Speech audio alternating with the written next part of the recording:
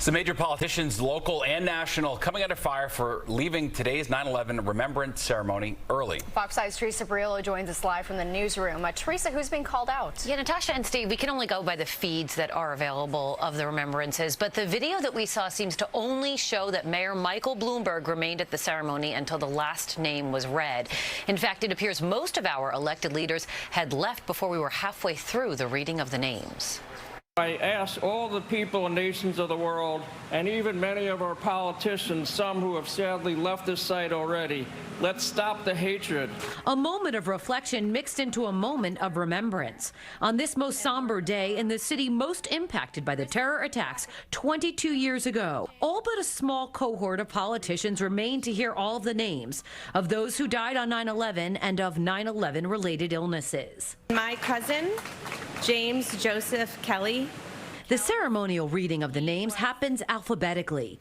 Video seems to show only Mayor Bloomberg made it to the letter K. Thank you all for coming, and thank you, Mayor Bloomberg, for staying.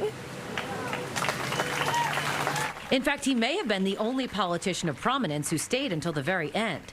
The only one to hear the name of Christian Regenhard, Sally Regenhard's firefighter son. I think it is so wrong and so disrespectful to just show up at this type of sacred ceremony and to not stay for the full ceremony. Pool cameras show a wave of politicians showing up before the ceremony began, including New Jersey Governor Phil Murphy, former Mayor Bill de Blasio, and presidential candidate Ron DeSantis. Front and center, former Mayor Mike Bloomberg, Vice President Kamala Harris, Senators Gillibrand and Schumer, and Mayor Eric Adams.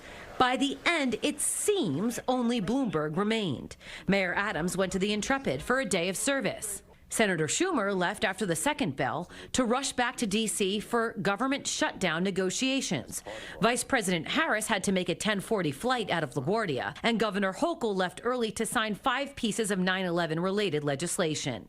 It begs the question, 22 years later, is the reading of the names little more than a campaign stop for some in positions of power? As politicians go, they should be mindful of the fact that at any point in which they leave, there are going to be a number of families or number of people who are there to take to sort of be a part of this event are going to look at that and say, well, where is that person going? What else did this person have to do that's more important than this event? As for President Biden, he did not attend at all. Natasha, back to you. All right, Teresa, thank you.